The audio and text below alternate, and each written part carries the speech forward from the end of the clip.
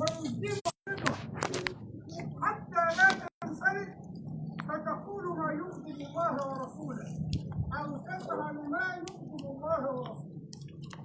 وأما الأمر الثاني أن نرضى بقضاء الله وقدره لأننا لا نملك لأنفسنا شيء. قال الله جل وعلا: فلولا إذا بلغت الحلقوم وأنتم حينئذ تنظرون ونحن أقرب إليه منكم ولكن لا تبصرون فلولا إن كنتم غير مدينين ترجعونها إن كنتم صادقين. فهل نقدر على أن نرجع الروح إلى الجسد؟ كلا. هل نقدر على أن نمنع الروح أن تخرج من الجسد؟ كلا. ولذلك فلا بد وأن نرضى بقضاء الله وقدره، لأن الرضا بالقضاء والقدر من تمام الإيمان.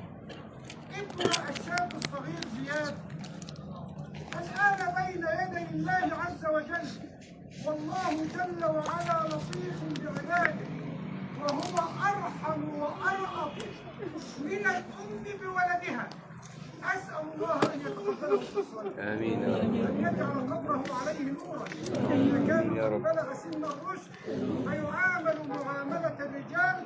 أسأل الله أن يثبته وأن ينور قبره وأن ينزله المنازل العليا في الجنة. وقد بشره النبي صلى الله عليه وسلم حينما قال: وصاحب الهدم شهيد. وقاس العلماء أن صاحب الحادث يقاس على صاحب الهدم الذي يقع عليه جدار أو ما إلى ذلك فيعامل نفس المعاملة. فأسأل الله أن يكتبه عنده من الشهداء وأن يرفع قدره مع الشهداء. هناك منحة كبيرة للوالدين، لأن فقد الابن في الحياة بحياة أبيه وأمه صعب جدا على النفس. ولنا في أنبياء الله قدوة حسنة.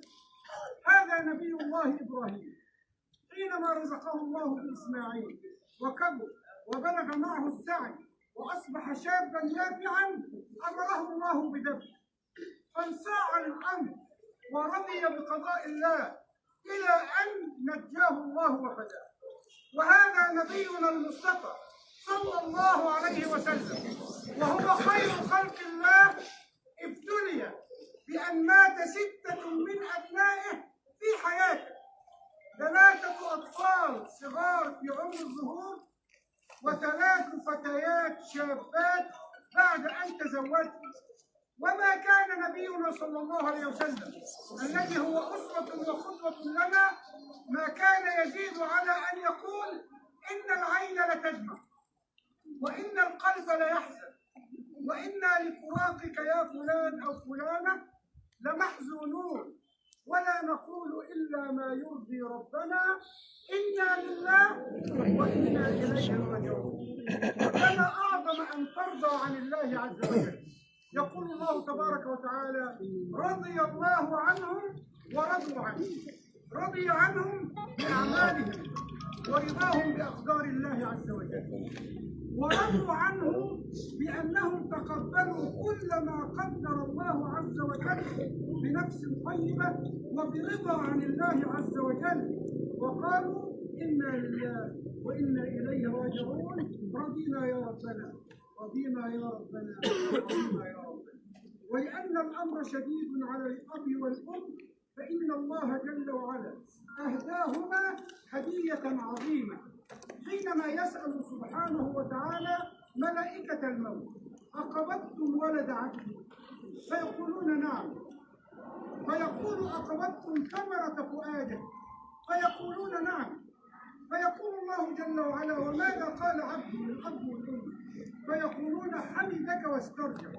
قال: الحمد لله على كل حال، إنا لله وإنا إليه راجعون. ما جزاء الأب والأم على هذا الرضا وهذا الصبر وهذا الحمد؟ يقول الله جل وعلا لملائكته: ابنوا لعبدي بيتا في الجنة، للأب والأم لقاء هذا الرضا ولقاء هذا الصبر. ابنوا لعبدي بيتا في الجنة وسموه بيتا.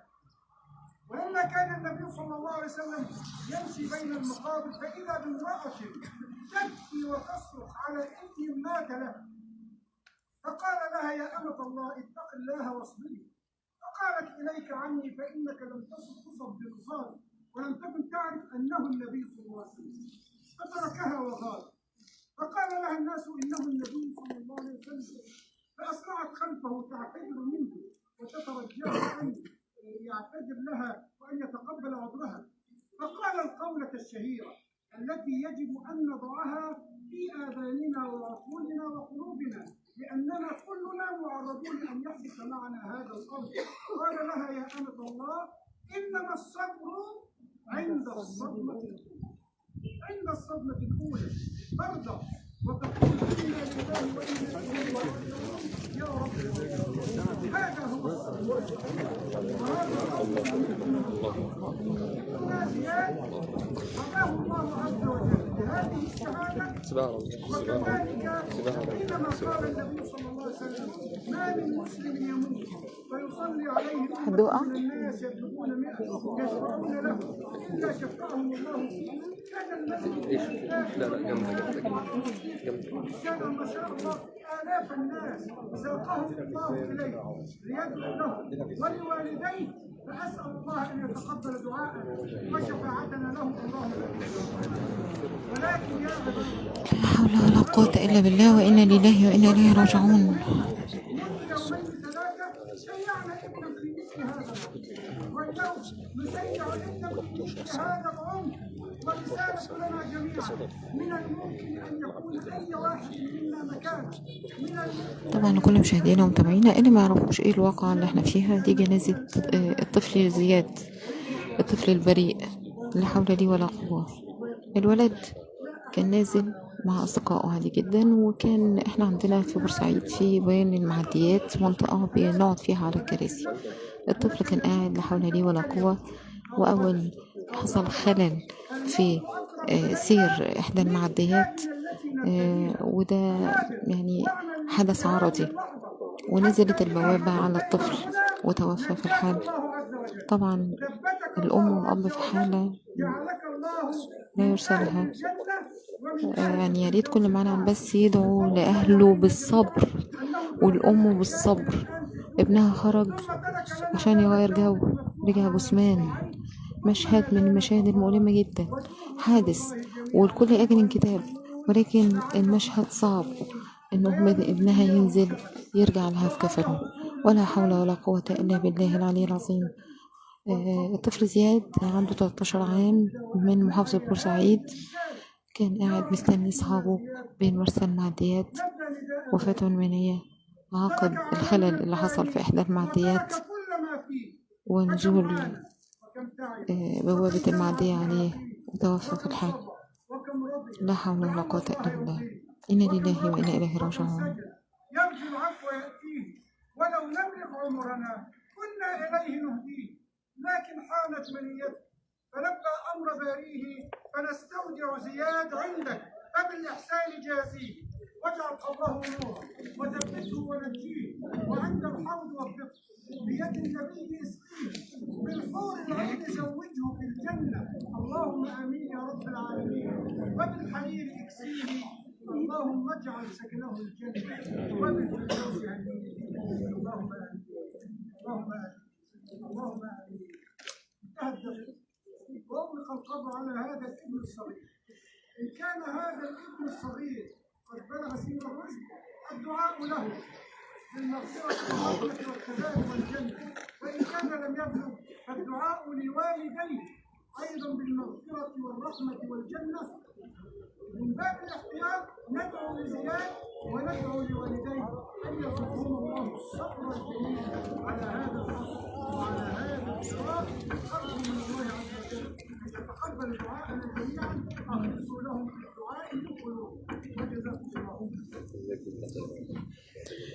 لا حول ولا قوة إلا بالله العلي العظيم، وإنا لله وإنا إليه راجعون. توفى زياد ابن محافظة بورسعيد صاحب 13 عام اللي توفى في حادث أليم. يعني يمكن كسر قلوب البورسعيدية، وباتت بورسعيد حزينة وكل أمة حزينة، والمشهد بيتكرر في أذهان الجميع. وتاني حادث على التوالي بينهم يوم بالظبط، ما بين حادث يوسف ابن محافظة بورسعيد وزياد ابن محافظة بورسعيد. لو قررنا المشهد قلنا يوسف نزل البسين عشان أو حمام السباحة عشان يطلع بطل، رجع جثمان. وزياد نزل وهو برضه عنده 13 عام، نفس عمر يوسف، نزل عشان يخرج مع أصحابه ويرجع يذاكر، وقال لوالدته دي آخر مرة يا ماما، مش هخرج تاني. للأسف الشديد كان كلامه حق، نزل رجع لها جثة، رجع لها في الكفن. مش هتصعب صعب على أي أم يمكن بتسمعنا على البث وأي أب معانا، ياريت الكل يدعي الأب والأم بالصبر والسلوان. مشهد مؤلم للأسف شديد بيتكرر مرتين على التوالي في محافظة بورسعيد.